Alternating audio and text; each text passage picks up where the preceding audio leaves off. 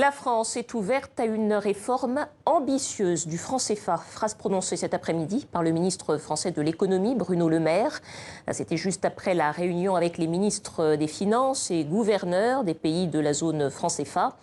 Abdallah Boureima, bonsoir. Bonsoir, Madame Bienvenue Kimbakala. sur le plateau du Journal Afrique. Alors, je précise que vous êtes le président de la Commission de l'Union économique et monétaire ouest-africaine, l'UMOA, c'est-à-dire les 8 pays de l'Afrique de l'Ouest qui utilisent le franc CFA. Alors, avant de poursuivre, je vous propose d'écouter, peut-être pour vous et pour nos téléspectateurs, la déclaration exacte de Bruno Le Maire, ministre français de l'économie. On écoute. L'initiative doit venir des États membres de la zone franc. C'est à eux de décider librement ce qu'ils souhaitent comme évolution, comme transformation. Ce que je peux vous dire, c'est que le président de la République est prêt à une réforme ambitieuse de la zone franc. Mais je le redis, c'est aux États membres de la zone de prendre l'initiative, de faire des propositions et de mesurer jusqu'où ils souhaitent aller. Monsieur Boureima, pendant longtemps, cette question du franc CFA, je le disais, était quasiment un tabou dans les relations entre la France et l'Afrique. Aujourd'hui, on est passé à des discussions. Comment est-ce que vous expliquez ce changement de prisme de la part de la France, notamment? Merci, Madame Kimbakala. Je ne pense pas que la question du franc CFA est restée tabou dans les relations entre la France et les États membres de la zone franc.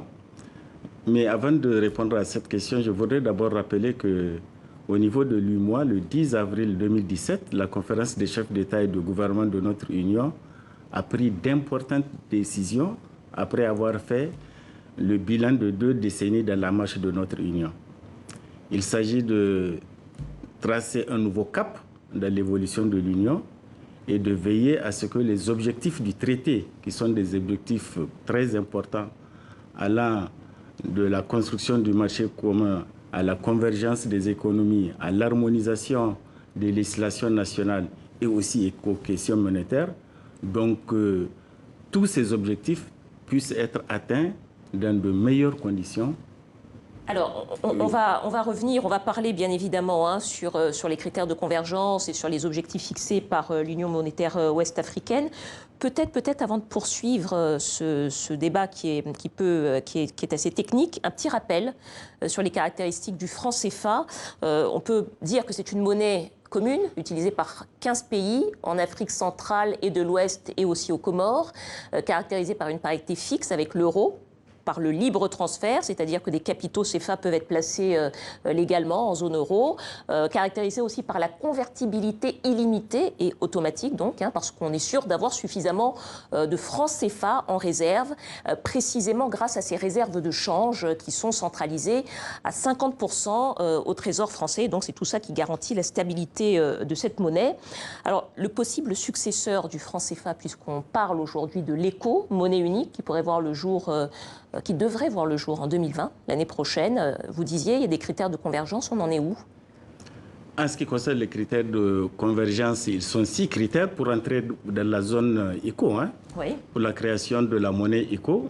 Le bilan a été fait à la dernière réunion de la conférence des chefs d'État et de gouvernement de la CEDEAO, le 29 juin 2010. Tous les pays sont prêts? Non, tous les pays ne sont pas prêts. Tous les pays ne sont pas encore prêts, mais tous les pays ont pris des dispositions pour que le calendrier qui a été adopté par la conférence des chefs d'État puisse être respecté. À cette conférence, il y a eu d'importantes décisions qui ont été prises concernant l'ECO. Il faut rappeler que l'ECO, les discussions sur l'ECO ne datent pas d'aujourd'hui. C'est un calendrier qui a démarré en 1987. Et l'ECO, la première échéance d'ailleurs de sa naissance, c'est l'an 2000, tout rond. Monsieur Boureima, il n'y a pas de date ni de mois précisé pour l'entrée en vigueur de l'ECO. On sait tout juste que ce sera courant 2020. Est-ce que vous pouvez nous dire avec certitude ce soir qu'en effet, l'ECO verra le jour en 2020? Non, je ne peux pas vous dire avec certitude que l'ECO verra le jour en 2020. D'abord, ce n'est pas la compétence du président de la commission de l'UMOA que je suis. En réalité, c'est la date, l'année 2020 qui a été retenue pour la naissance de cette monnaie, mais déjà d'importantes décisions ont été prises la concernant. Le nom, d'abord l'ECO, le régime de change flexible, la politique monétaire sur un ciblage de l'inflation et bien sûr, en ce qui concerne le système de banque centrale, c'est un système fédéral qui a été choisi. Donc d'importantes décisions étaient prises pour que cette monnaie puisse voir le jour et la création effective dans le courant de l'année 2020. En tout cas, beaucoup de points d'accord entre les différents États de l'UEMOA. L'ECO n'est pas un chronogramme de l'UEMOA. Les États de l'UEMOA font partie de la CEDEAO. La conférence des chefs d'État et de gouvernement de notre Union, le 12 juillet 2019, a adhéré à toutes les décisions de la conférence des chefs d'État de la CEDEAO. C'est le président Alassane Ouattara, président en exercice de l'UEMOA, qui l'a confirmé. Donc, c'est un chronogramme. Alors, M. Boureima, il y a quand même beaucoup de questions qui se posent justement sur l'ECO, à quoi va ressembler cette monnaie. On va écouter peut-être tout de suite la déclaration de Romuald Wadani, qui est le ministre béninois de l'économie et le président du Conseil des ministres de l'UEMOA. Il parlait aujourd'hui, on l'écoute. Ne serait pas applicable, mais nous allons garder pour l'instant l'essentiel des paramètres techniques de la CEDEAO. Ça veut dire, pour ne pas avoir de langue de bois, fixité de la parité, donc euro à la monnaie et CFA transformé ECO. Voilà, c'est ça.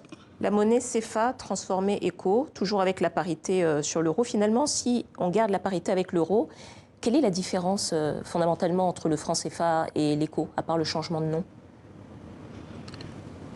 Bon, écoutez, Madame Kimbakala, je viens d'écouter M. Wadani, qui est le président du Conseil des ministres de notre Union.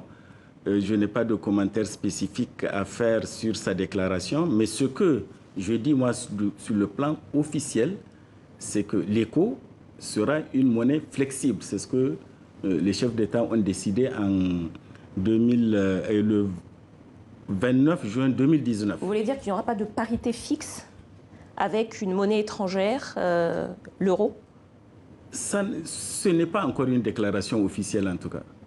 D'accord. Voilà.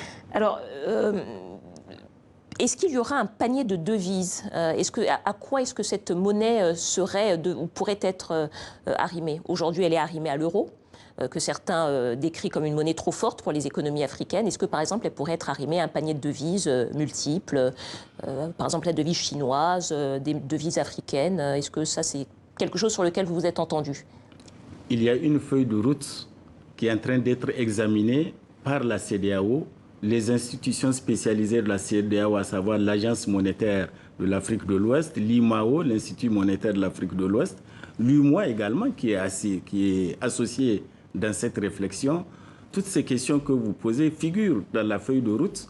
Moi, je ne peux pas aujourd'hui, à cette date, le 11 octobre 2019, vous dire exactement le panier de monnaie qui sera choisi pour fixer la parité de l'ECO, ni dans quelle fourchette cette flexibilité sera établie. Ce sont des réflexions qui sont en cours. Quand elles seront en maturité, des décisions seront prises en conséquence. Peut-être une question pour le consommateur.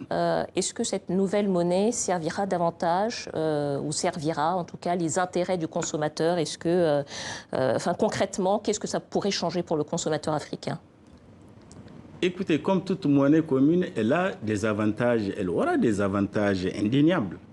À savoir, par exemple, au niveau des parités, au niveau du système d'échange. Aujourd'hui, nous sommes dans un espace où il y a une monnaie commune avec 7 monnaies nationales. Cette situation va disparaître. Il y aura une seule monnaie, ECO, et il y aura une vérité de prix dans tout l'espace. Aujourd'hui, vous pouvez mal faire des comparaisons entre des prix fixés à Abidjan d'un même produit et fixés à Lagos ou à Accra. Donc le consommateur aura le choix de vérifier la place la plus compétitive. Il y aura également les dévaluations compétitives que nous vivons aujourd'hui dans notre espace. Elles vont disparaître. Elle devra servir normalement la compétitivité. En tout cas, c'est comme ça qu'elle est pensée, Absolument. Cette nouvelle monnaie, l'ECO. Abdallah Boureima, président de la Commission de l'Union économique et monétaire ouest-africaine, merci à vous. Merci d'être venu sur notre plateau. Et c'est la fin de ce journal. C'est à moi de vous remercier. Merci, Madame Kimbaka. Merci à vous. À demain.